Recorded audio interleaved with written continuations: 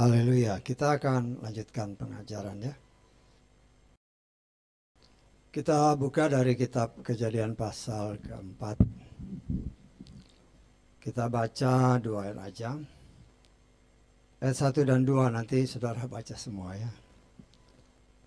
Kejadian pasal keempat ayat 1 dan 2. Kita akan baca semua ayat ini bersama-sama. Dan supaya bacaannya sama, kita akan baca sesuai dengan apa yang tertulis di depan. Kita baca bersama 3-4. Adam bersetubuh dengan Hawa istrinya dan mengandunglah dia. Lalu melahirkan Kain dan berkatalah dia, "Aku telah memperoleh seorang pria dari Yahweh." Dan dia menambah dengan melahirkan adik baginya, yaitu Habel. Dan Habel menjadi pemelihara kawanan domba, dan Kain menjadi penggarap tanah. Amin, silakan duduk. Puji Bapa Yahweh, kita mengucap syukur ya atas waktu yang Tuhan berikan untuk kita belajar tentang orang pilihan Tuhan. Saya percaya kalau kita belajar tentang orang pilihan Tuhan, kita harus memulai dari dasar, yaitu kitab Kejadian. Dan banyak orang yang pernah juga menerima pengajaran walaupun secara tidak langsung waktu itu ya. Mereka bertanya tentang hal ini. Ya. Mereka bertanya tentang hal ini, kemudian mulai ragu-ragu kalau pernah disingkapkan bahwa Kain itu bukan anak Adam. Ya, ya mungkin juga saudara yang hadir di sini juga kadang-kadang berpikir, loh ini begini kok firmannya, ya, bagaimana mungkin, ya? Kok Tuhan berani ataupun saya oleh kasih kemurahan Tuhan berani menafsirkan dengan cara yang lain. Ya. Ini Torah ya. Torah itu terdiri dari 5 kitab, Kejadian, Keluaran, Imamat, Bilangan dan Ulangan. Ya. Jadi apa yang dikatakan Torah itu harus benar atau pasti benar. Kalau banyak orang di luar sana menyatakan berdasarkan ayat ini, mereka menyatakan berdasarkan ayat ini ya, dengan tafsiran sekilas, Kain anak Adam. Kalau itu benar,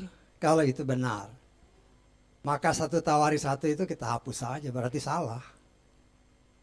Demikian juga pendapat Yesua yang menyatakan bapakmu setan. Demikian juga Yohanes Pembaptis maupun Yohanes Rasul yang berani menyatakan bahwa ada keturunan ulah biludak dan ada yang menyatakan Kain berasal dari si jahat. Kalau seandainya apa yang dinyatakan di dalam kitab pasal 4 ini adalah suatu kebenaran. Nah untuk itu ya kita harus tanya Tuhan, menggali firman dengan benar. Makanya seringkali saya katakan kalau baca firman, hati-hati. Ya, hati-hati. Karena firman itu rahasianya sangat luar biasa. Ya, oleh karena kemurahan Tuhan, berkenan Tuhan menyingkapkannya ya bagi anak-anaknya yang mau memohon pertolongan. Karena kita sedang belajar, dan saya sangat percaya Yesua sendiri sudah berjanji. Tidak ada yang tertutup, yang tidak dibuka. Dan semua itu tertutup karena dosa. Amin. Dan yang bisa buka itu hanya Yesua, hanya Tuhan sendiri. Dan itu hanya bisa dibuka atau dia akan buka kalau anak-anaknya sudah dibersihkan dari dosa. Maka dia, karena kita sebagai anak-anaknya ya kita dipersilakan. Apa yang kau mau cari, ini rumahmu. Maka dia akan buka. Ya, saya kasih, ya ini kemurahan Tuhan. Ya. Kita baca ayat ini, baca benar ya. Adam bersetubuh dengan Hawa istrinya, mengandunglah dia, lalu melahirkan Kain. Perhatikan ya. Nah, saya sekarang berikan ayat-ayat pembanding ya. Kita lihat di dalam kitab Kejadian berapa ini? Pasal 30. Kita harus banding-bandingkan dulu. Ya. Supaya saudara punya, kalau dalam bahasa Inggris ada clue-nya, ada petunjuknya. Supaya ngerti yang tadi saya baca ini ya. Ya, kita lihat Kejadian 30 ayat 1.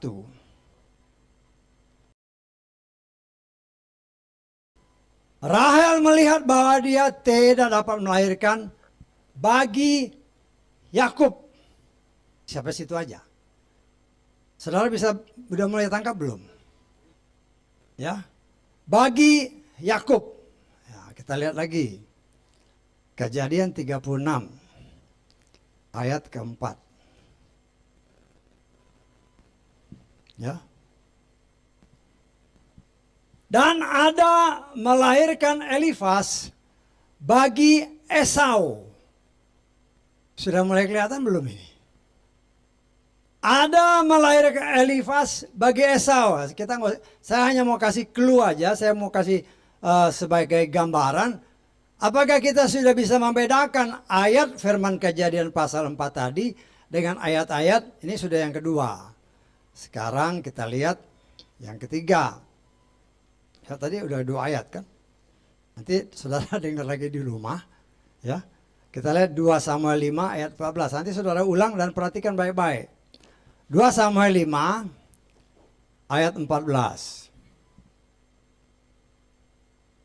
Inilah anak-anak yang lahir baginya. Bisa ditangkap nggak? Nah, mungkin masih bingung kan? Saya mau kasih jelas ini. Saya mau kasih jelas. Saya mau tambahin sedikit dari Kejadian pasal 4 tadi. Ya, kita baca pas Kejadian pasal 4. Ini kalau saya tambah sedikit, ya, itu bisa artinya berbeda. Tadi yang 3 ayat ingat ya, ya mungkin sekilas masih ingat lah. Ini saya tambahin sedikit aja. Adam bersetubuh dengan Hawa istrinya dan mengandunglah dia, lalu melahirkan Kain bagi Adam. Bisa tangkap apa yang saya tambah? Kalau dia ada tambahan bagi Adam, Kain itu pasti anak Adam. Bisa tangkap? Kalau saya tambahin kayak gitu. Seperti tadi kan? Anak Esau bagi Esau. Bisa tangkap? Anak Yakub bagi Yakub.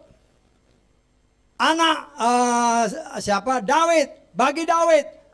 Kalau itu ditambah melahirkan Kain bagi Adam, itu pasti anak Adam.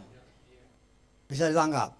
Kalau itu pasti anak Adam, maka semua ayat-ayat yang pernah Tuhan nyatakan melalui mulut bibir ini, termasuk apa yang tertulis dalam kitab 1 Tawari pasal 1, itu tidak berlaku.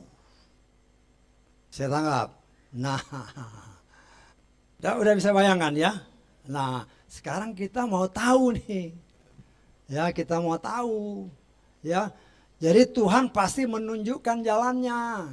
Ya. Nah, kita baca. Kejadian pasal 1 ayat 1 dan 2. Nah, kita ulang-ulang lagi. Karena begitu banyak rahasia di sana ya. Kejadian pasal 1 ayat 1 dan 2. Pada awalnya Elohim menciptakan langit dan bumi. Bumi menjadi tak berbentuk, hampa dan kegelapan ada di atas permukaan samudera raya. Roh Elohim ada mengeram di atas permukaan air. Ingat ya. Nah, yang menjadi pertanyaan. Saya pernah mengatakan, saya menafsirkan, bahkan banyak orang juga menafsirkan. Telah terjadi pemberontakan Hilal bin Sakar di kitab Kejadian, di kitab Kejadian 1 ini, ayat 1 ayat 2. Dalam kitab Kejadian 1 ayat 1 terjadi pemberontakan. Saya tanggap. Sehingga terjadilah seperti yang ditulis ayat kedua. Bisa saya tanggap. Nah, perhatikan baik-baik. Perhatikan baik-baik, karena nanti ada hubungan dengan Kejadian pasal 4 tadi. Ya. Kalau kita melihat semua pekerjaan yang dilakukan setan itu tidak dibuka sama Tuhan. Bisa tanggap, Pak? Semua pekerjaan yang dilakukan oleh setan itu tidak disingkapkan oleh Tuhan. Termasuk ini. Saya tanggap. Setan melakukan perusakan, tetapi Tuhan seolah-olah disembunyikan. Bisa tanggap. Lah sekarang kita bandingkan dengan ayat pasal 4 tadi. Saya pernah menjelaskan, ada orang yang WA kan. Ada beberapa orang. Saya jelaskan karena saya nggak mau balas dengan terbuka. WA saya balas dengan WA. Walaupun namanya WA kan, berdasarkan pengalaman kalau saya ngetik di WA itu, waduh, baru ngetik 2-3 kali dia berubah lagi, ngulang lagi. Ya akhirnya saya rekam suara aja supaya nggak salah. Bisa tangkap saya. Kan saudara ngerti kan? Kalau kita ngetik-ngetik ini udah capek-capek ngetik, loh ini kok salah semua. Karena berubah sendiri kan. Tapi kalau kita dengan voice suara, ya bisa cepet lah ya. Nah saya katakan, dan ini Tuhan singkapkan bagi saya dan bagi kita. Apa yang terjadi dalam Kejadian pasal 4 itu sudah terjadi di dalam Kejadian pasal 3. Jadi Hawa sudah lebih dahulu digauli oleh setan. Kemudian baru Hawa bergaul dengan Adam. Tetapi itu disembunyikan sama pekerjaan setan disembunyikan. Seperti Kejadian 1 tadi. Saya tanggap. Tetapi yang tidak disembunyikan apa yang dilakukan Adam dan Hawa. Untuk memperlihatkan, ya, untuk memperlihatkan bagi kita. Ingat, setan melakukan segala sesuatu, setannya tidak dikasih lihat. Tetapi akibatnya, dalam Kejadian 1 tadi, pekerjaannya tidak dikasih lihat, tetapi hasil pekerjaannya dikasih lihat. Saya tanggap. Demikian juga Kejadian pasal 4 kita lihat. Ya, kita lihat Kejadian pasal 4 tadi. Ya. Perbuatan setan terhadap Hawa tidak dikasih lihat. Tidak dikasih lihat. Tetapi akibat perbuatannya itu dinyatakan walaupun tersembunyi. Terus. Dan berkatalah si Hawa, aku telah memperoleh seorang pria dari Yahweh. Ya. Logikanya, ya, kalau orang baru melahirkan, pasti seorang bayi. Betul? Loh, kok tiba-tiba kok udah jadi gede? Ini pria ya, amin, kata terjemahan bahasa Inggris. Jadi seorang pria, lah ini kita harus tanya sama Tuhan, loh kok seorang pria? Kenapa seorang pria? Ya, apalagi kalau kita hubungkan dengan ayat berikutnya, Kejadian pasal ini, coba lihat. Dia menambah dengan melahirkan adiknya si Habel. Ya, saya menafsirkan, ini kalau kita mau ini sedikit ya, agak perpanjang sedikit. Kalau seandainya Hawa habis melahirkan Kain, Terus tiba-tiba kan jadi besar. Artinya kan besar itu saya menafsirkan berdasarkan kitab suci itu umurnya sekitar 20 tahun berdasarkan firman Tuhan. Kalau kita ambil bangsa Yesrael dihitung umurnya 20 tahun ke atas. Saya tangkap. Berarti ini yang dikatakan orang seorang pria, Habel si Kain ini sudah berumur 20 tahun ke atas. Sudah berumur 20 tahun ke atas. Dia kaget karena dia lihat loh ini saya dapat anak ini. Saya dapat pria ini dari Tuhan. Nah kalau kita hubungkan dengan ini karena saya menafsirkan Habel ini pasti kembarannya. Kembar dia. Kenapa saya berani katakan gitu?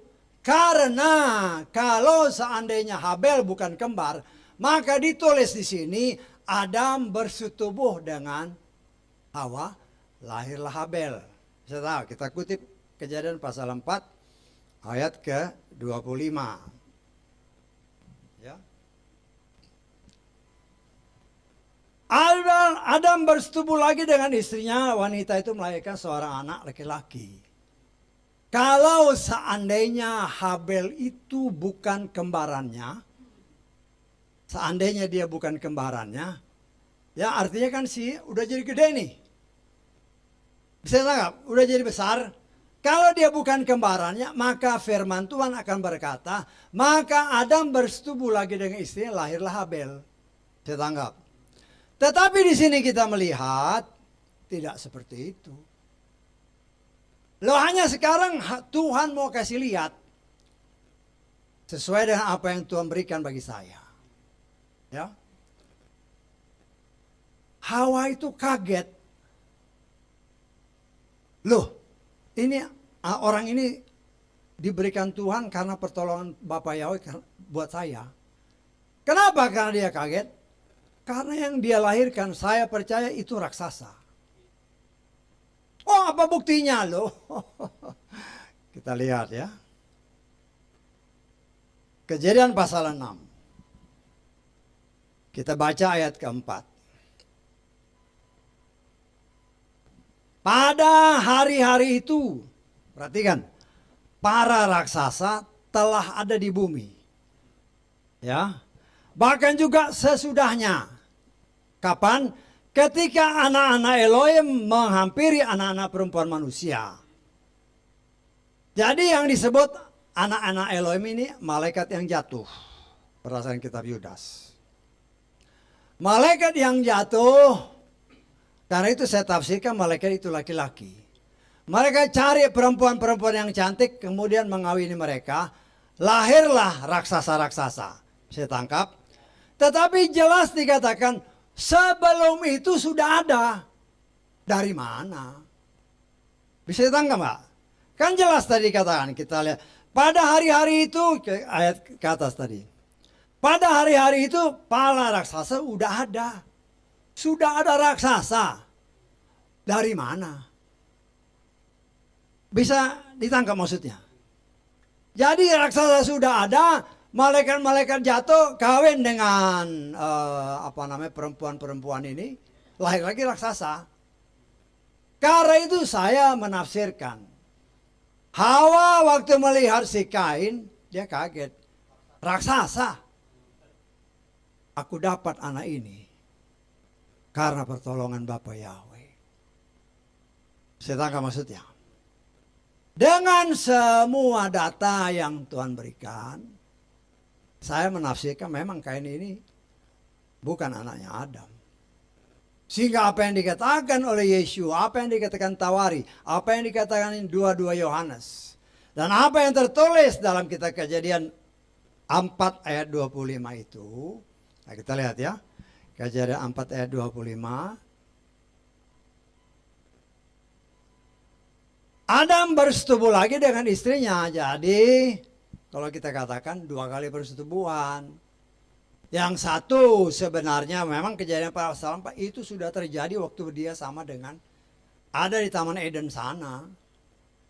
Hanya kerjaan setan gak dikasih lihat. Sebagaimana Tuhan memperlihatkan kepada kita. Pekerjaan setan dalam Kejadian pasal 1 ayat 1 itu tidak Tuhan perlihatkan ada setan di sana.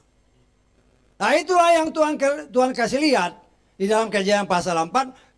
Pekerjaan setan tidak dikasih lihat. Hanya pekerjaan suami istri Adam dan Hawa dikasih lihat. Tetapi kok anaknya raksasa? Bisa tanggap. Anak raksasa ini itu pasti anak si setan. Anak si setan. Ya. Karena ayat-ayat yang lain mendukung. Termasuk Kejadian pasal 6 tadi kan. Ayat 4. Sebelumnya sudah ada raksasa dari mana? Pertanyaannya itu. Karena saya percaya Adam dan Hawa itu manusia normal. Bukan raksasa. Lo tau kok Kejadian pasal 6 diceritakan anak-anak Elohim kawin dengan manusia. Lahir raksasa. Sebelumnya sudah ada. Dari mana? Ya tanggap. Dari mana? Lah itulah yang saya tafsirkan. Itulah anak-anak Kain. Sama-sama malaikat. Malaikat jatuh semua kan. Si Lucifer itu kan malaikat jatuh. Kawin sama Hawa. Karena Tuhan izinkan. Itu karena Tuhan izinkan ya. Itu semua karena Tuhan izin. Karena Hawa dan Adam juga memberontak. Suruh punya anak, gak mau punya anak. Setan melihat kesempatan. Loh kalau gitu aku bisa dong punya anak dengan si Hawa. Tidak nggak? Semua itu pasti ada kaitan. Hanya bagaimana Tuhan berkenan menyingkapkannya bagi kita. Ya kita harus gali.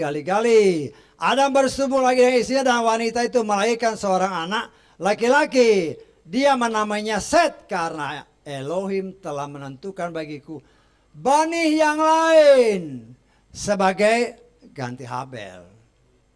Artinya Kain itu bukan benih dia. Saya enggak? Atau masih bingung? Nanti saudara baca baik-baik lagi, dengar lagi apa yang dihotbahkan sore hari ini, dengar. Ada hal-hal yang memang Tuhan sembunyikan. Yang kalau kita tidak hati-hati, kita bisa tertipu. Ya. Karena bisa pemikirannya bisa beda. Nah tapi kita cek benar-benar. Saya memang lihat. Memang pekerjaan setan itu senantiasa Tuhan tutup. Tuhan tidak mau kasih lihat kepada manusia setan itu bekerja. Karena itu sejak Kejadian pasal 1 Tuhan sudah kasih lihat. Tidak. Setan tidak boleh ditulis. Walaupun mungkin buku-buku yang ada di luar sana ya dia tulis. Nah itu yang harus kita hati-hati. Kita harus belajar dari sini. Apapun yang dikerjakan setan. Itu tidak akan dibuka. Begitu aja sama Tuhan. Hanya akibatnya dia kasih lihat. Contoh Ayub kan. Tuhan izinkan setan bekerja.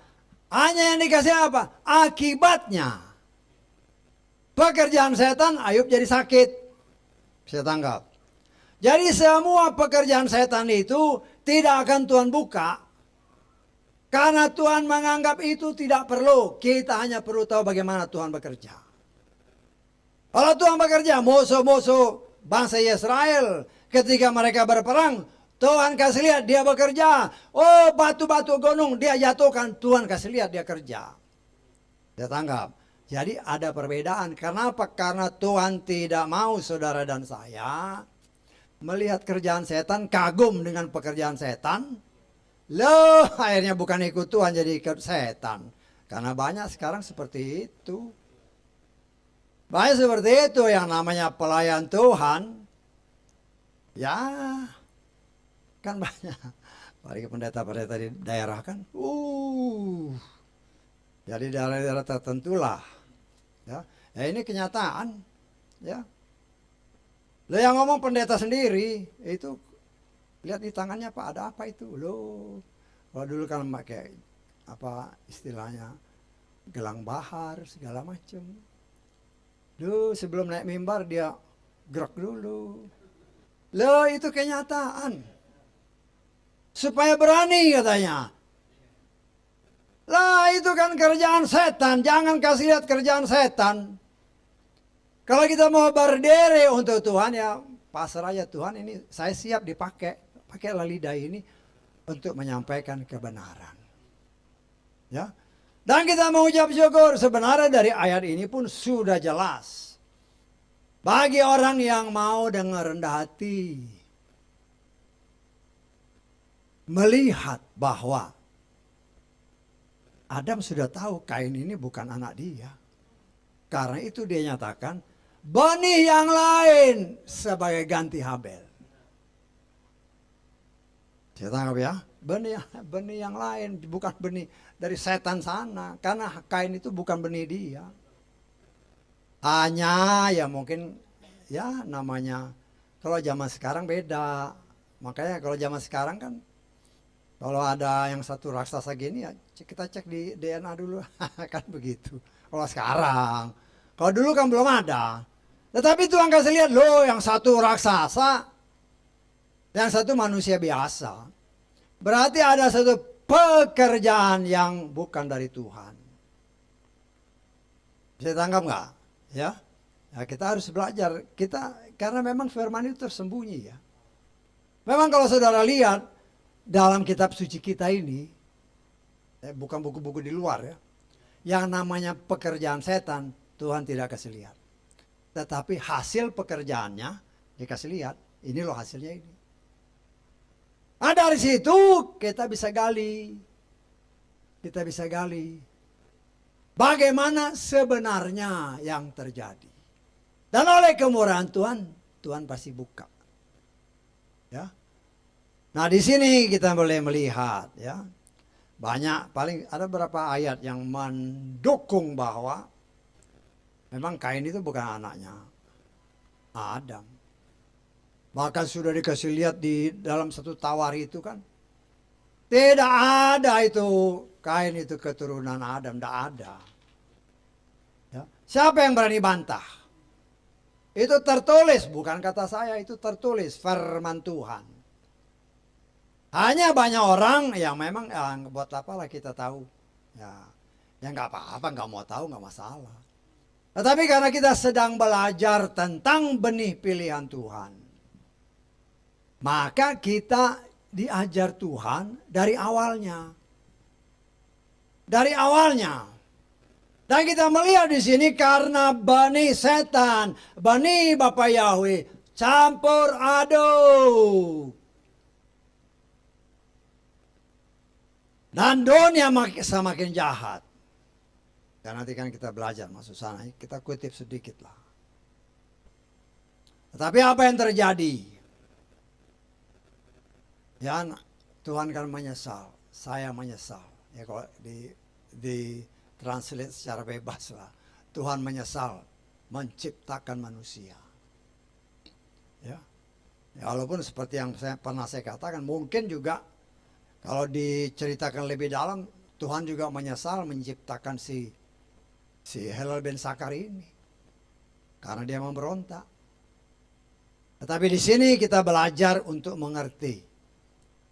Rencana Tuhan yang luar biasa, kita dibawa, ayo kita belajar tentang orang pilihan Tuhan. Nah, karena sudah campur aduk, Tuhan menyatakan dia menyesal menciptakan manusia. Dia mau musnahkan semua makhluk hidup di muka bumi ini. Tapi ya dia lihat si Nuh kan, waduh Nuh ini orang yang benar. Nah itulah kasih Tuhan. Akhirnya ya tidak jadi dia musnahkan semua. Tinggallah 8 orang. Ingat ya, berarti dalam pikiran kita, secara teoritis, semua raksasa musnah. Betul nggak? Musnah secara teoritis. Nah, kita belajar. Nanti kita masuk ke sana. Hanya kita buka sedikit. Loh, Goliat itu keturunan raksasa. Loh, dari mana? Saya tangkap. Dari mana? Berarti ya, kita menafsirkan. Tuhan kan pekerjaan penciptaan sudah selesai. Tuhan tidak akan menciptakan lagi. Berarti sebagaimana tertulis, Nuh orang yang benar. Tetapi tidak ada satupun ayatnya yang menyatakan istrinya benar, anak-anaknya benar, menantu-menantunya benar. Nggak ada ayatnya. Dari situ kita bisa mengambil satu kesimpulan. Karena satu orang benar, seisi rumah tangga diselamatkan memperoleh kasih karunia. Hanya sekarang yang menjadi pertanyaan, lo dari mana itu sih orang enak? Goliat dari mana? Nah kita bisa menafsirkan masih ada benih yang ketinggal. Siapa? Ya dari antara mereka ini. Saya tangkap dari antara mereka ini. Nanti kita belajar lagi lebih dalam karena kan masih panjang nih. Ya. Nah kita belajar, saudara berdoa supaya kita tahu loh ini siapa ini. Karena jelas dikatakan Kain itu keturunan si jahat. Itu bukan kata saya. Itu kata firman Tuhan. Sehingga dikatakan oleh firman Tuhan selanjutnya, ya kalau nanti saudara baca semua, kita akan coba menyelesaikan Kejadian pasal 4-nya, tapi makanya saudara baca nanti semuanya. Ya. Dikatakan oleh firman Tuhan. Kita lihat ya. Cara Tuhan bekerja luar biasa. Tanpa disadari oleh manusia itu sendiri. Ya.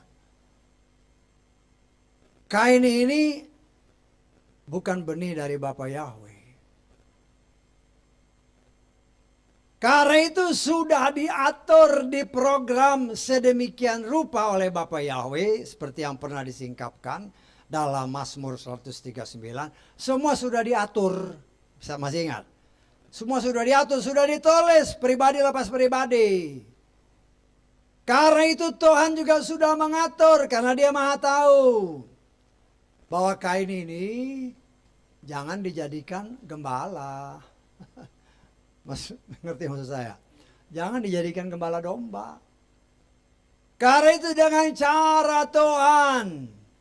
Tuhan sudah, saya percaya Dia taruh pikiran di si Kain ini.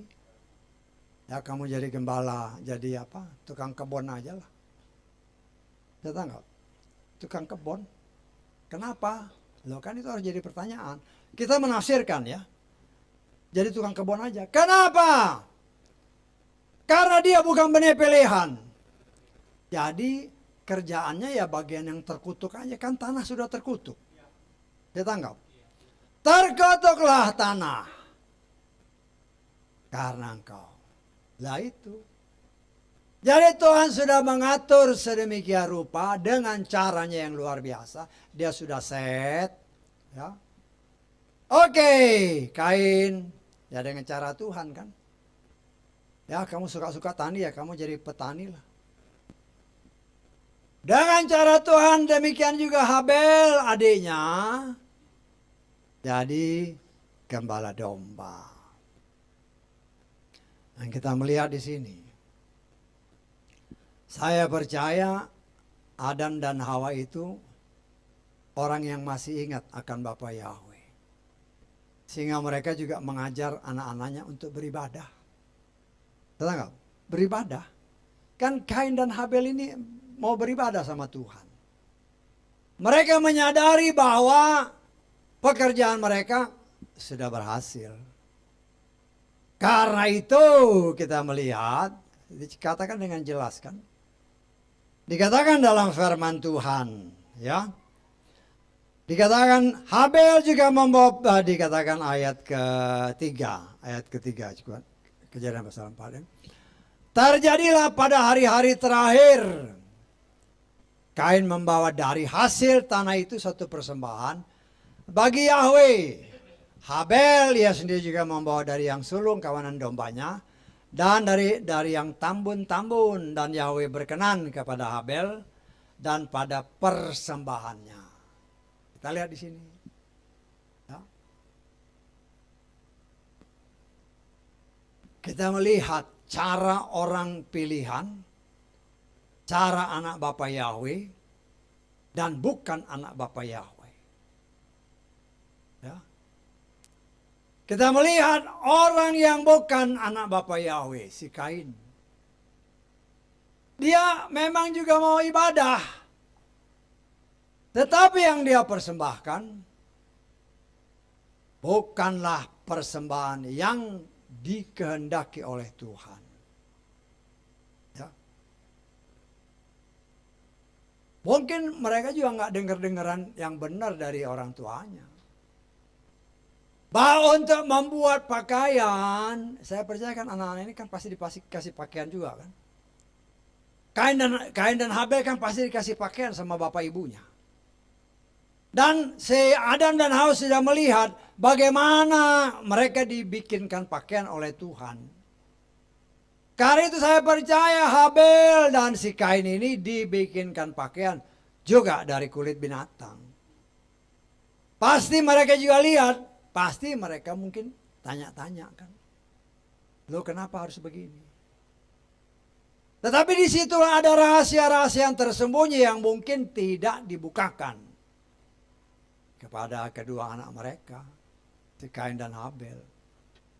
Sehingga mereka tidak mengerti kalau membawa persembahan harus membawa persembahan yang kudus, yang berkenan kepada Bapa Yahweh. Kain merasa bahwa dia membawa semua yang terbaik, buah-buahan, semua yang baik. Baik, memang baik. Tetapi bukan itu yang Tuhan kehendaki. Bukan itu, kenapa? Karena itu semua sudah terkutuk. Jadi jangan membawa persembahan yang sudah dikutuk oleh Tuhan.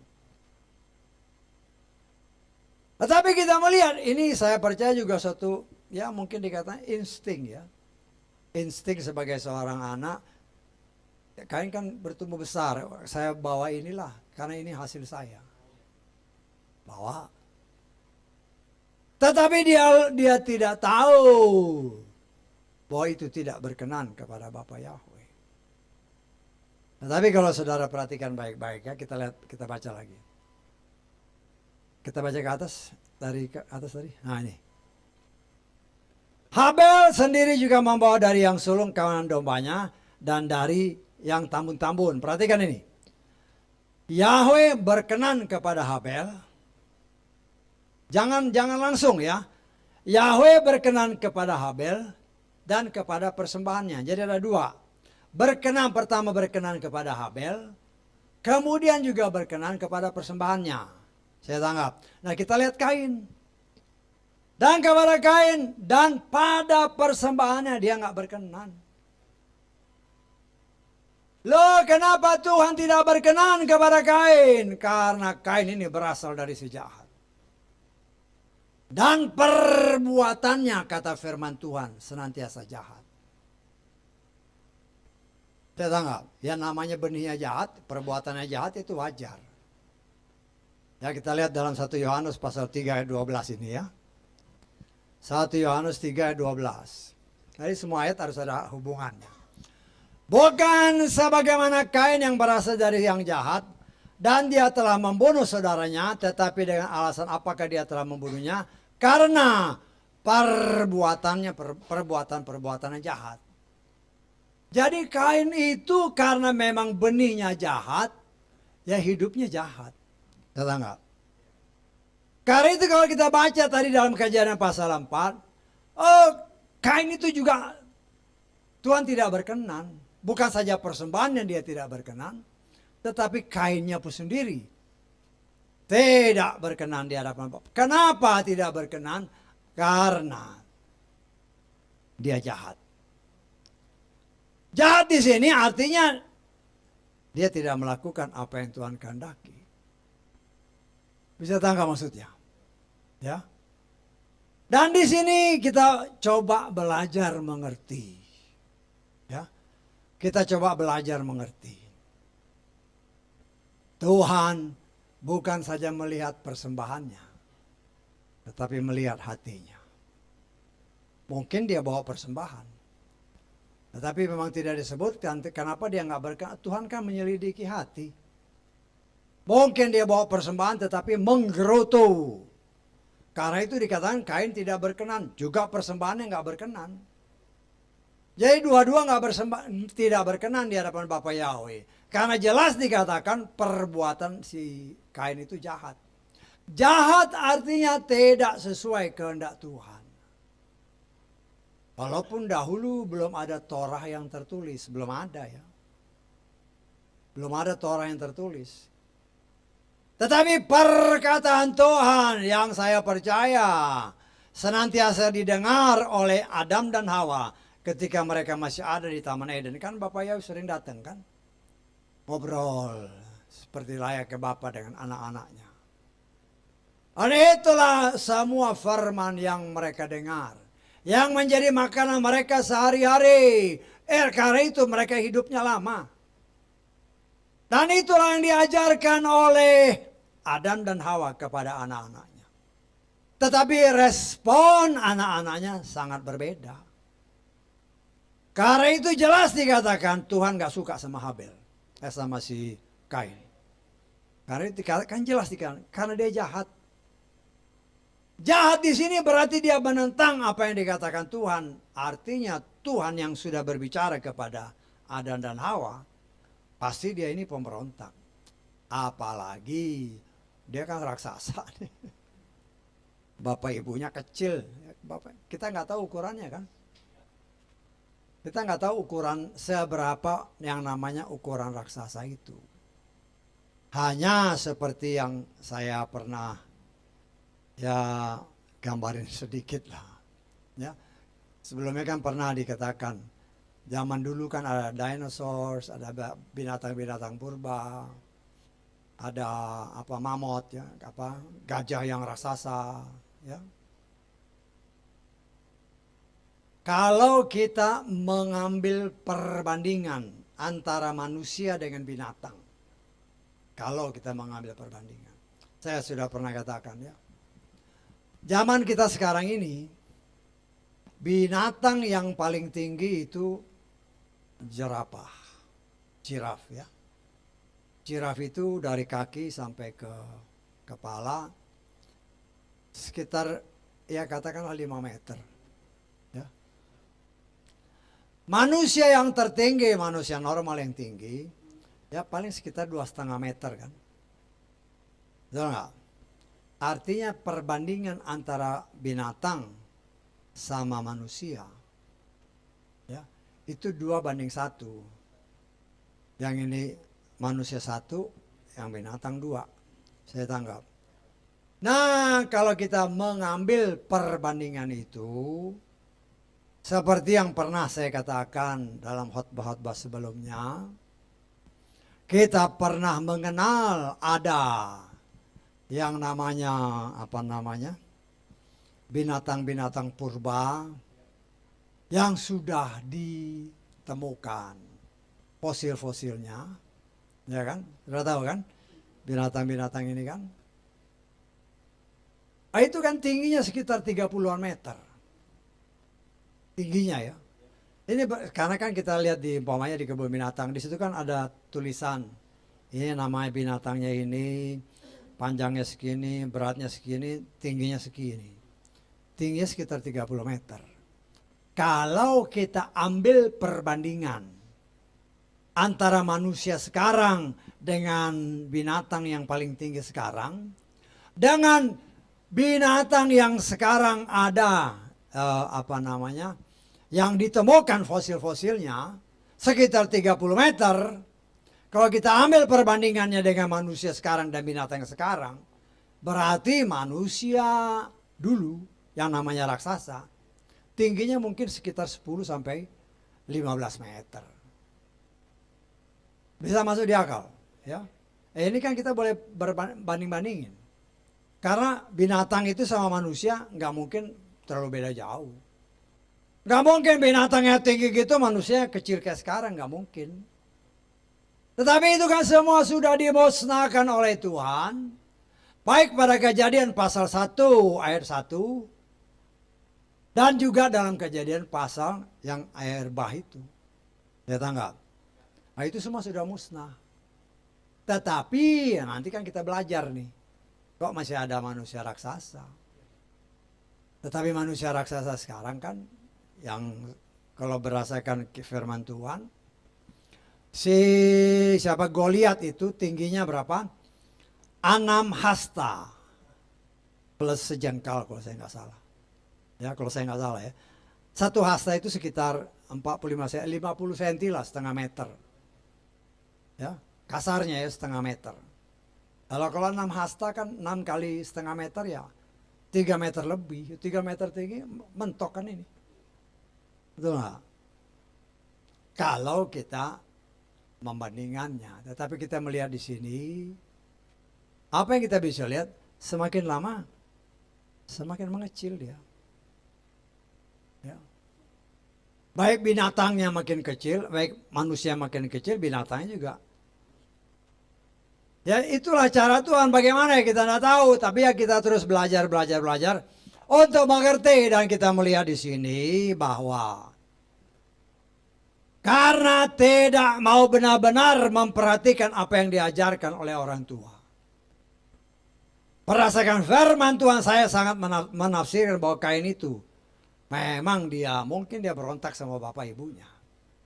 Karena dia merasa besar kan.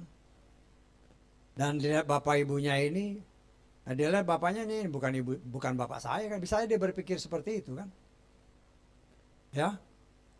Sehingga terjadi pemberontakan. Karena itu ketika Tuhan melihat si Kain mempersembahkan korban, dikatakan oleh firman Tuhan, dia tidak berkenan kepada Kain dan persembahannya. Artinya dua-dua dia nggak suka. Nah kita melihat juga apa yang dipersembahkan pun tidak sesuai kehendak Tuhan. Dia mempersembahkan barang yang tidak sesuai apa yang Tuhan perintahkan, bahkan barang yang terkutuk. Dari hasil barang yang terkutuk, yaitu tanah. Nah kita melihat di sini berbeda dengan Habel. Habel mempersembahkan apa yang Tuhan kehendaki. Itu binatang yang saya percaya, domba-domba yang tambun, itulah yang dipersembahkan. Dan yang Tuhan lihat apa? Darah. Saya tangkap. Ya. Darah inilah yang harusnya dipersembahkan kepada Tuhan. Darah ya. Nah, kita sudah belajar tentang darah. Nah, tapi kita melihat di sini kecemburuan yang sangat terjadi pada Kain. Oh, saya persembahkan gini kok Tuhan nggak suka. Ya. Kenapa? Karena ibadah bisa berakibat kegusaran seseorang. Karena merasa ibadahnya nggak diterima. Jadi kalau saudara perhatikan lagu tadi kan ada yang lagu yang menengadah mukanya. Saya lupa, tapi ada lagu tadi kan. Mukanya menengadah artinya melihat Tuhan. Tapi di sini dikatakan si Kain juga mukanya tertunduk. Loh kenapa tertunduk? Kecewa dia. Kecewa, aku sudah berikan yang terbaik. Tetapi kok Tuhan tidak berkenan. Nah itulah banyak yang terjadi. Ini kan ibadah ya. Ibadah. Kain itu berasal dari si jahat, dia pemberontak. Karena itu jangan heran. Pada zaman sekarang memang banyak yang ibadah.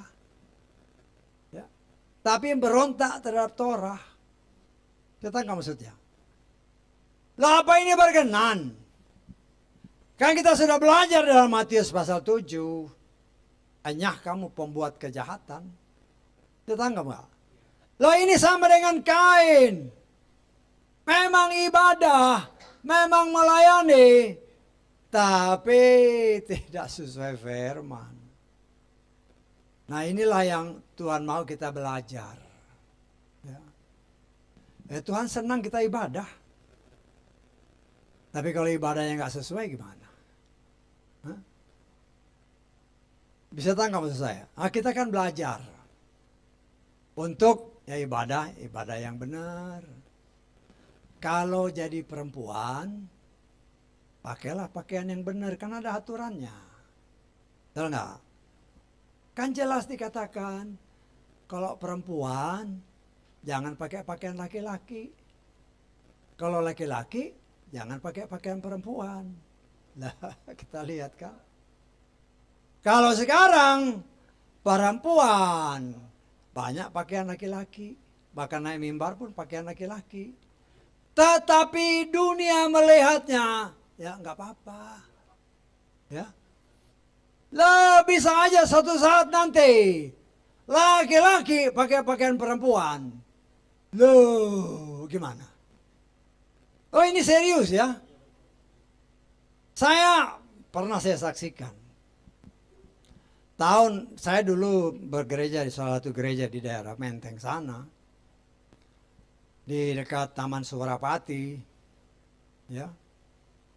Nggak usah saya sebut gereja, ya pasti saudara tahu lah, kalau orang Jakarta pasti tahu itu gereja. Itu gereja besar ya. Ya. Tahun 60 berapa itu? Tahun sekitar 65 66. 66 lah kali.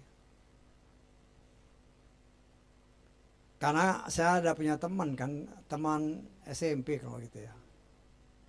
Tapi dia teman SD, tapi waktu itu udah SMP lah. Namanya anak-anak Indo kan. Indo Belanda. Tinggi-tinggi kan. Main cantik-cantik. Oh, di sana waktu itu masuk pakai celana panjang. Loh, ini benar. Semua mata ngelihat. Ih, nggak sopan. Itu begitu. Nggak sopan. Ih, perempuan kok pakai pakaian laki-laki. Itu tahun 60-an. Sekarang naik atas mimbar aja pakai celana panjang. Kan jelas tertulis. Tapi kan alasan, ini memang kelihatannya celana panjang, tapi ini bukan pakaian laki-laki, ini pakaian perempuan. Ya mulai berkelit kan, ya silakan. Ya enggak apa-apa. Ya.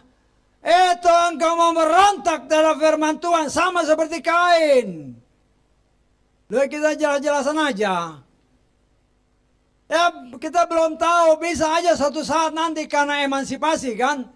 Laki-laki dia pakai rok naik ke atas.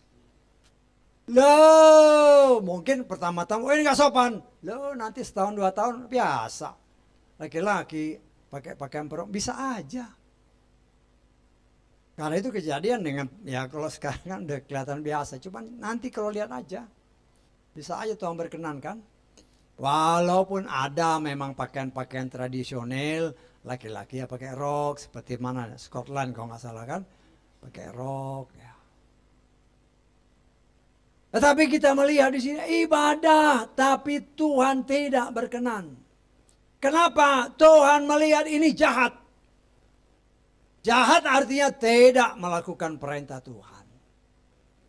Dan itu berlaku sampai saat ini. Karena itu jangan heran apabila Yesus berkata, hanya engkau pembuat kejahatan walaupun bikin mujizat. Nah, kita harus hati-hati. Nah, tapi apa yang kita lihat di sini? Karena ibadah. Ya. Si kakak cemburu dengan adiknya. Ya. Kamu diterima kok saya enggak? Emangnya apa? Bisa aja gitu. Apa bedanya? Lah itu koreksi diri. Koreksi diri. Nah, demikian juga dengan ya kita beribadah sama-sama. Banyak orang-orang yang gak usah di luar lah, di Indonesia aja lah. Orang-orang Nasrani kan ibadah. Ya seperti yang sekarang kita dengar santer kan. Lu katanya kitab sucinya yang diterjemahkan LAI juga mau pakai nama yang kudus. Dan nanti kita lihat reaksinya kan, kalau itu benar terjadi. Loh mereka dulu mengutuki nama itu. Kemudian ternyata, loh kok nama ini disebut. Betul nggak? Nah kita tunggu aja, memang kita berdoa supaya kalau dengan kekuatan pikiran manusia tidak mungkin. Tetapi Tuhan punya cara, karena di Indonesia ini banyak umat pilihan Tuhan. Atau yang mengaku diri umat pilihan Tuhan, tapi nggak kenal Tuhannya. Nggak kenal Tuhan, kan lucu. Kalau Tuhannya dia nggak kenal. Terus kepada siapa kau panggil? Kau sembah siapa? Bahkan yang manggil nama yang benar itu sesat. Itu sesat. Nah, makanya nanti kita lihat kan. Kita lihat aja kalau itu memang sungguh menjadi suatu kenyataan dengan cara Tuhan. Kalau di Jazirah Arab sana para pemimpin bisa dia belokkan supaya mengizinkan umat Abraham yang ada di sana bisa beribadah kepada Bapa Yahweh. Saya percaya masa anugerah pun masih berlaku di Indonesia. Sehingga dengan cara Tuhan, umat Tuhan yang dibutakan dengan ilah zaman sekarang. Sehingga Tuhannya mereka lupa, mereka nggak tahu, mereka nggak ingat. Bahkan tidak kenal. Karena ada kekuasaan si jahat yang menghalangi. Tetapi apabila ini dicabut oleh Tuhan, mereka baru celik matanya. Ya mudah-mudahan belum terlambat. Ya saya percaya belum terlambat lah kalau seandainya memang besok-besok kita lihat ada gitu kan, orang cuma kaget dia. Loh berarti yang disembah si Anu itu benar dong. Loh ya bertobat karena kau sudah mengutuk-ngutuk, menyumpah-nyumpah. Nama yang kudus kau sumpah-sumpah, kau maki-maki. Ternyata matamu dicelikan itu benar. Ya bertobat, kalau engkau ada di luar sana dengar bertobat. Ya. Karena apa yang kau taburkan itu harus kau tuai. Jadi semua itu harus dicabut. Sehingga Tuhan menjadi berkenan kepadamu karena ucapanmu yang dahulu menyaci maki nama Tuhan yang benar sudah kau cabut. Dengan kuasa dari Bapa Yahweh kau cabut sehingga kau bersih. Sehingga kau berkenan. Sehingga persembahanmu pun berkenan kepada Bapa Yahweh. Tidak seperti si Kain. Si Kain bukannya dia koreksi diri, ya itulah namanya dari si jahat. Yang gak bisa koreksi diri. Dia menganggap bahwa dia benar. Akhirnya apa yang dilakukan? Lebih jahat lagi, dia bunuh adiknya. Ya. Ya kita bisa bayangkan kalau memang dia raksasa berapa meter, si Habel ini kan kecil, mungkin dipegang aja plak begitu ya mati si Habel. Ya tidak diceritakan ya bagaimana dia dibunuh, hanya dikatakan dia dibunuh. Bagaimana caranya kita tidak tahu. Tetapi kita melihat di sini mereka ngobrol-ngobrol. Terus tiba-tiba dikatakan si Kain membunuh si Habel. Bagaimana caranya kita nggak tahu. Tapi yang terang ada tertulis darah adikmu berseru, artinya dia berdarah-darah. Kita nggak, ya mungkin dikemplang pakai apa kita nggak tahu, sampai mungkin kepalanya pecah sehingga darahnya keluar. Tetapi darah yang kudus itu berseru-seru. Karena itu kan pembunuhan yang pertama di muka bumi sejak Adam dan Hawa ada. Walaupun sebelumnya sudah ada. Tapi kan itu pekerjaan setan yang memang Tuhan tidak singkapkan. Nah di sini kita melihat saudaraku yang dikasih oleh Bapa Yahweh. Akibat ibadah yang tidak sesuai kehendak Tuhan, bisa terjadi hal-hal yang tidak baik, bahkan pembunuhan. Ya, tidak disebut di sini bahwa Habel itu melawan, tidak. Ya mungkin karena dia satu raksasa dia nggak bisa ngelawan, kita nggak tahu kan? Ya kita nggak tahu. Ya. Tetapi kita melihat diri sebagai anak Tuhan, kita harus mengerti bahwa kita sebagai anak Tuhan bisa saja, ya, bukan bisa saja, memang kita sebagai anak-anak Tuhan yang mau beribadah kepada Tuhan, memang mengalami aniaya-aniaya, ejekan-ejekan itu kan aniaya. Apa itu Yahweh? Apa itu loh, mereka berani menyebut itu nama dewa lah, nama inilah. Itu disebut ya. Loh kalau nanti yang mereka namakan nama dewa ternyata di dalam kitab sucinya berubah, apa mereka menyesal? Kita nggak tahu.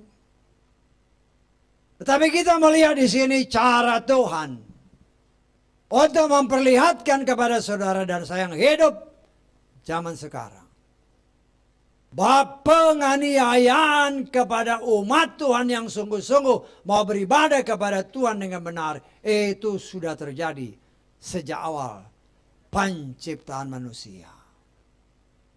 Dan kita melihat si jahat itu semakin hari semakin jahat dan amat sangat jahat. Tetapi kita melihat di sini, kita sebagai orang pilihan Tuhan, Tuhan tahu ada tertulis kita tidak punya kekuatan apapun melawan kekuatan si jahat. Tetapi Dia yang ada di dalam kita, Dia lebih besar dari apapun yang berasal dari dunia ini. Selama kita percaya, maka Dia pasti membela. Karena itu tidak percuma kitab suci dengan jelas menyatakan bagi kita, Tuhan tahu bahwa kekuatan kita tidak seberapa untuk menghadapi si jahat. Tetapi Tuhan sudah berjanji bahwa Dia mengirimkan malaikat surgawi untuk menjaga kita. Karena itu Tuhan senantiasa mengingatkan kita, ingat engkau tidak sendiri. Saudara dan saya tidak pernah sendiri, kita anak-anak Bapa Yahweh, kita anak kerajaan. Dan Bapa Yahweh tahu bahwa dunia ini dikuasai oleh si jahat.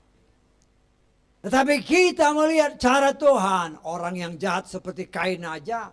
Orang yang jahat seperti Kain ya. Ketika Tuhan katakanlah mengusir dia, Tuhan masih kasih tanda supaya jangan dia dibunuh oleh orang-orang. Walaupun banyak orang berdasarkan buku ini tandanya tanda ini, lalu jangan membual lah. Karena di sini tidak disebut ya bahwa tandanya ini. Pokoknya Tuhan kasih tanda. Yang tahu tandanya itu hanya Tuhan. Tapi ada buku-buku tandanya begini lo berteori lah. Ya, jangan kita terbuai dengan omongan-omongan seperti itu karena tidak ditulis. Artinya itu satu tanda rahasia yang hanya Tuhan yang tahu. Tetapi dengan tanda itu tidak bisa kuasa lain menjamah dia. Ya, karena dia memang anak setan kok. Mereka anak setan. Ya. Tetapi anak setan juga takut mati. Kalau ini jelas kan? Sehingga Tuhan sendiri walaupun si Kain itu sudah jahat, tetap dikasih tanda. Supaya dia tetap tidak dijamah oleh orang-orang siapapun yang berniat membunuh dia. Ya. Dan kita melihat dari cerita-cerita ini. Ya. Memang dikatakan dia kawin dan segala macamnya. Tapi ada hal-hal yang nanti saudara baca ya, saya nggak akan kupas semua. Ada hal-hal yang harus kita perhatikan. Ya. Di sini kan anak-anak si Kain ini, anak-anak cucu, itu mempunyai keahlian yang macam-macam. Ya, nanti saudara baca ya, keahlian macam-macam. Yang saya mau kasih ingat, karena ada di antara buku-buku itu, ya mungkin sudah pernah dengar khotbah-khotbah orang lah. Ini malaikat-malaikat yang jatuh. Kalau saya nggak salah ada 7 pemimpinnya. Ya. Dia mempunyai keahlian-keahlian dan mengajarkannya kepada manusia. Ada yang ahli pengobatan, ahli ini semua. Lah, yang saya mau kasih ingat, ya. Saya tidak katakan itu salah, hanya kita harus hati-hati. Memang kalau kita baca Kejadian pasal 4 ini, anak-anak atau keturunan-keturunan Kain itu memperoleh pengetahuan-pengetahuan luar biasa. Kalau seandainya malaikat-malaikat yang jatuh tadi, dia memberikan pengetahuan itu kepada anak-anak Kain, klop. Bisa tanggap. Karena memang sama-sama setan. Saya tanggap. Tetapi kalau ada orang yang berpendapat, bahkan anak-anak Tuhan, Oh itu pengetahuan obat-obatan, pengetahuan ini, itu diberikan oleh malaikat-malaikat ini yang jatuh. Hati-hati. Hati-hati. Apakah si jahat mau memberikan kebaikan kecuali kepada gengnya. Gengnya maksudnya ya dukun-dukun. Setan maksud saya. Ya. Karena kita harus ingat, banyak orang yang percaya seperti itu. Oh ini mereka-mereka yang jatuh, 7 pemimpinnya. Kalau saya nggak salah ingat 7 pemimpinnya. Oh dia punya keahlian ini, itu diberikan. Makanya orang bisa pengobatan, bisa begini. Oh setan itu cuma punya 3 tugas. Mencuri, membunuh, membinasakan.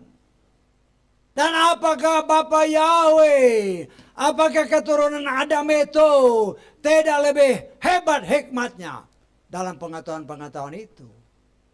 Bisa tangkap maksud saya? Anak-anak Bapak yang pasti punya pengalaman lebih luar biasa dari apa yang diajarkan oleh malaikat-malaikat yang jatuh itu. Jadi hati-hati dengan pengajaran-pengajaran seperti itu. Karena banyak ya, itu yang ngajarin itu malaikat-malaikat yang kok percaya. Ya karena buku-buku itu, karena banyak buku-buku yang ditulis itu langsung ditangkap sama anak-anak Tuhan. Langsung karena ngomong seolah-olah yakin itu Pak, itu karena malaikat-malaikat ini. Bagaimana orang ini? Bagaimana sih orang ini? Ya, tidak bisa itu. Ya, nah, kita harus sangat berhati-hati.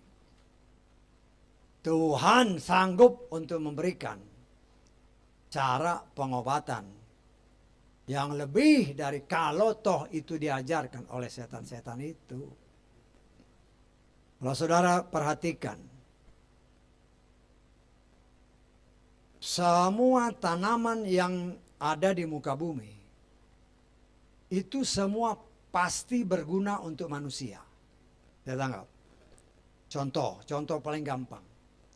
Kalau manusia mungkin dengan akalnya, dia bisa membuat obat-obatan dari tumbuh-tumbuhan itu kan berbagai macam ragam. Tapi lihat binatang. Binatang itu hanya punya insting. Tapi dia tahu kalau dia punya luka ini yang dia makan apa. Dia tanggap. Itu instingnya. Itu dari mana? Itu dari Tuhan. Artinya Tuhan sudah menyiapkan semua ini juga termasuk binatang yang dia ciptakan. Kalau dia luka, nih obatnya ini. Itu hanya pakai insting. Demikian juga kita sebagai anak-anak Tuhan. Orang-orang diberikan hikmat. Oh tanaman ini. Tetapi kadang-kadang mereka belajar juga dari binatang-binatang. Kan orang-orang yang umpamanya tukang-tukang obat itu. Obat-obat herbal itu dia lihat binatang kan. Oh ternyata kalau makan ini. Binatang ini sembuh. Itu digali. Itu dicoba. Setelah dicoba berhasil dia praktekkan. Dia kembangkan. Artinya saya percaya. Bahkan lalang pun yang dikatakan itu tidak berguna, itu pun ada gunanya. Saya tanggap. Jadi semua yang diciptakan Tuhan itu semua ada guna. Hanya bagaimana Tuhan berikan hikmat bagi manusia untuk mengetahui ini gunanya apa. Ini dicampur ini nanti berguna untuk apa. Nah kita melihat sekarang ini kan banyak manusia yang kembali kepada pengobatan herbal. Itu sebenarnya sudah Tuhan berikan kepada manusia. Tetapi seringkali manusia tidak menyadari bahwa Tuhan sudah melengkapi semua. Untuk anak-anak Tuhan. Untuk ciptaan Tuhan. Nah di sini kita harus sangat berhati-hati kita sebagai orang pilihan Tuhan. Bahwa benih si jahat itu pun bahkan semakin pada zaman akhir semakin terlihat. Ya. Bagaimana kita melihatnya? Lihat dari buahnya. Ya, lihat dari buahnya. Dan kalau Tuhan kasih tunjuk justru melalui ibadah. Akan lebih terlihat. Melalui ibadah akan lebih terlihat mana yang memang dari Tuhan. dan mana yang berasal dari si jahat. Nah, artinya kita sebagai orang pilihan Tuhan, kita diajar, dengan kita belajar di sini kita mengerti. Ya. Kita diyakinkan bahwa memang ibunya satu, tapi bapaknya beda. Dari bapak yang beda, benihnya berbeda. Dari benih yang berbeda, ingat kita ini semua sudah campur aduk. Nah, ada di dalam kita benih setan, ada benih Tuhan. Yang mana yang dominan? Seperti yang pernah saya katakan. Saya percaya ketika Adam dan Hawa melahirkan anak, atau Adam dipecah jadi Hawa kan. Adam dan Hawa itu satu darah. Betul ya? Satu darah, hanya tidak disebut darahnya apa. Katakanlah kalau kita katakan yang umum, katakanlah darahnya O. Kalau sekarang darahnya begitu banyak macam-macam. Dari mana? Berarti dia setelah campur tangan si setan berbicara darah, juga berbicara jiwa. Ada karakter setan campur aduk dalam kehidupan manusia sampai akhir zaman. Sehingga dalam hidup manusia ada sifat baiknya, ada sifat jahatnya. Yang mana yang paling menonjol? Ya kan? Nah, kita bisa merasa yang mana paling menonjol. Kalau yang menonjol sifat si Kain, tahu kan? Wah, kayaknya ini menonjol. Bertobat supaya kuasa darah Yesua menghapus dosa salah kita dan kebenaran firman membersihkan kita dari semua karakter si Kain itu. Nah, kita kan bisa rasa, betul nggak? Cuman kadang-kadang kalau namanya sudah kebiasaan ya lupa juga, ya kan? Betul nggak? Pokoknya kita bohong nih. Bohong ya bohong kecil-kecilan sih. Ya, bohong sekali, kelihatannya berhasil. 2 kali, kelihatannya percaya dia. Nah, 3 kali, akhirnya kebohongan itu menjadi darah daging. Kalau nggak bohong malah pusing dia. Loh, itu kenyataan. Kita kan bisa merasa itu. Kecuali kalau memang tertutup ya. Tertutup artinya udah bohong. Dia nggak mikir lagi kalau dia bohong. Nggak mikir lagi. Karena sudah menjadi kehidupannya bohong. Kalau nggak bohong malah sakit dia. Ya. Lah kita belajar. Kita kan kita bisa renung-renung kan. Kayaknya tadi bohong. Lah minta ampun sama Tuhan. Dengan cara Tuhan perbaiki. Tuhan, saya mau berubah. Perubahan itu hanya dapat terjadi dengan firman. Firman itulah yang sedang membersihkan jiwa kita yang campur aduk karakter Tuhan dengan karakter setan. Hanya masalahnya karena karakter setan ini begitu mencekram kita, sulit untuk dilepaskan. Kenapa? Yaitu karena tadi itu sudah menjadi darah daging dan tidak mau bertindak. Nah, kalau tidak mau bertindak, Tuhan itu kan Maha Kasih. Ya terserah. Tetapi kalau kita mau bertindak, ini kan umpamanya ya, kita ini bohong aja lah ya. Judulnya bohong. Biasanya hari-hari bohongnya mungkin 10 kali kan. Tapi ya karena udah kebiasaan itu nggak dianggap bohong lagi. Belajar dikurangin dari 10, kurangin jadi 5. Ya, kurangin jadi 2. Kurangin jadi 1. Oh, yang 1 ini justru sulit. Berdoa lebih sungguh-sungguh sehingga nggak bohong lagi. Nah, udah menang kan? Nah, apalagi yang nggak beres? Ya. Nah, semua kita kan pasti pernah bohong. Siapa yang nggak pernah bohong? Kalau nggak pernah bohong berarti dia bohong. Betul nggak? Kalau manusia berani menyatakan dia nggak bohong, berarti dia pembohong. Betul nggak? Loh, kita harus fair-fair aja sama Tuhan. Ya kalau kita mau saya nggak pernah bohong ya Tuhan ketawa, kamu pembohong besar. Justru kamu itu pembohong besar. Karena bilang nggak bohong, para pembohong besar. Saudaraku yang dikasih oleh Bapak Yahweh, kita perlu ibadah. Tetapi ingat dalam ibadah, ada yang berkenan, ada yang tidak berkenan. Apa yang berkenan? Selidiki firman Tuhan. Cari apa yang Tuhan mau dan apa yang Tuhan tidak mau.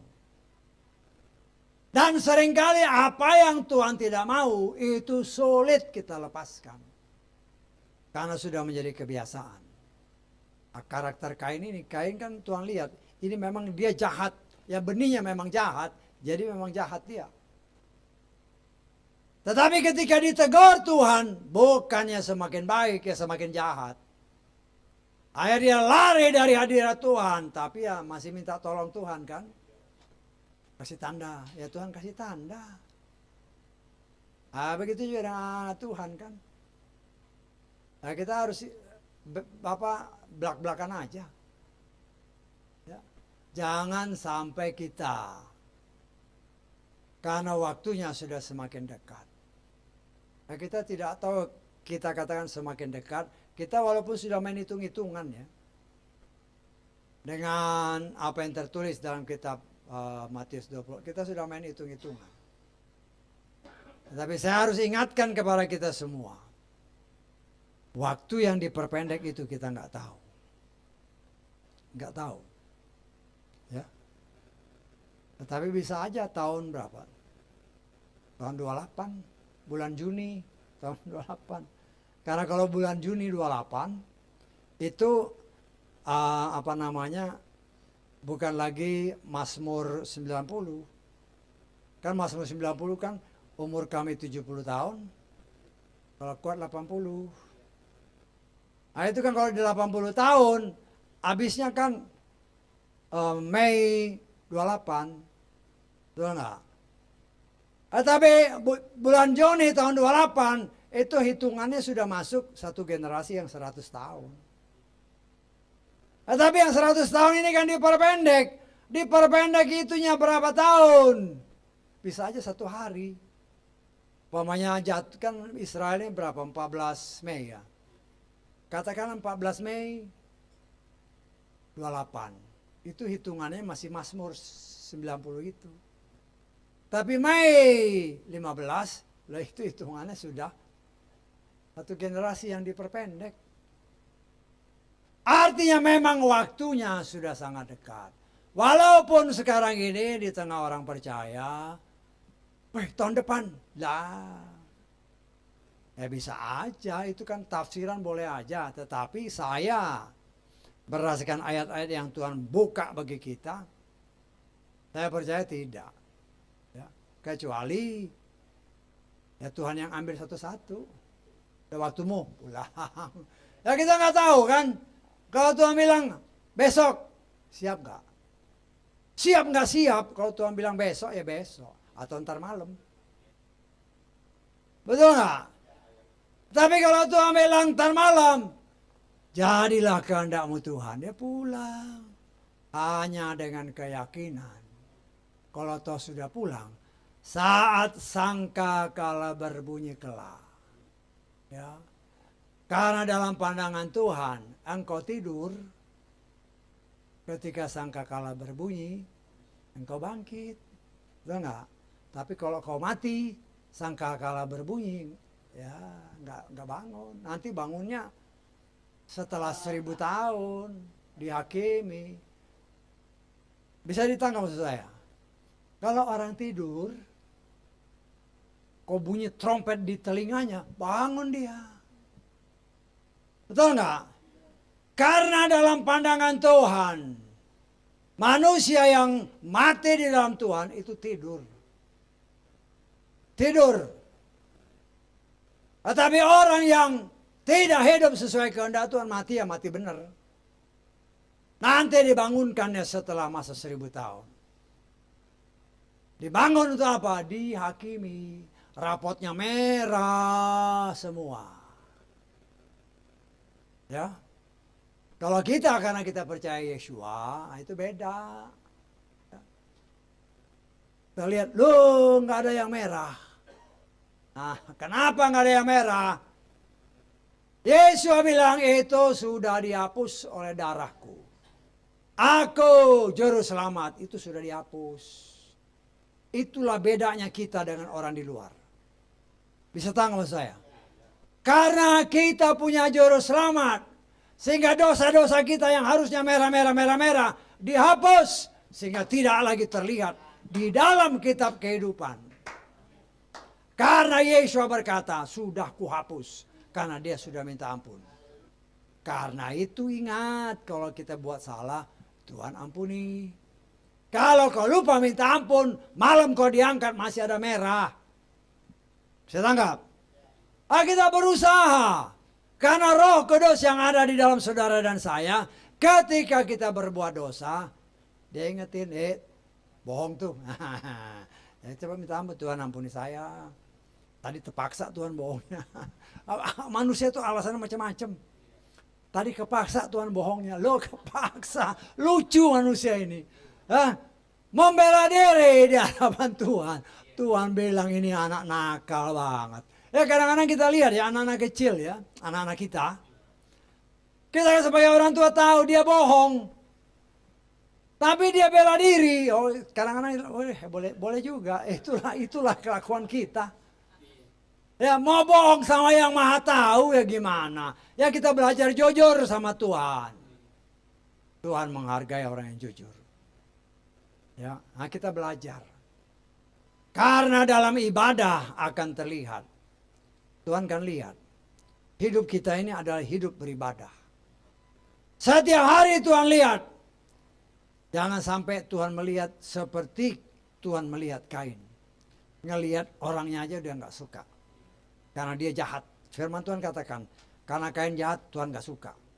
Apalagi persembahannya. Persembahannya pun salah. Tetapi kita belajar dari sini, supaya setiap hari kita terlihat Tuhan. Penuh dengan kemuliaannya. Memancarkan kasih. Kita mengundang senantiasa hadirat, memuja Tuhan, memuji Tuhan. Jangan ada masalah, bukan memuja Tuhan, mengumpat Tuhan. Loh ini kenyataan.